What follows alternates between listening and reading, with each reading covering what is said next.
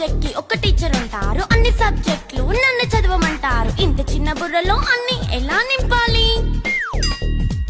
Class work, home work, fair notes అంటారు. Subject కి 3 books పెట్టి బ్యాగ్ నింపుతారు. ఇన్ఫాక్ట్ నా బరువు కన్నా నా బ్యాగ్ బరువే ఎక్కువ.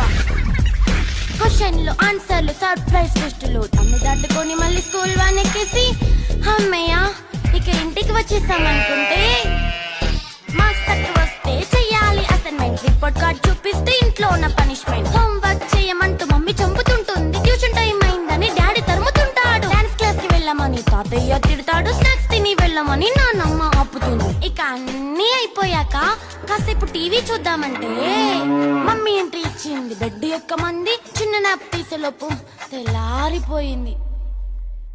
అయ్యో మళ్ళీ మొదలు ఈ స్కూల్ కష్టం.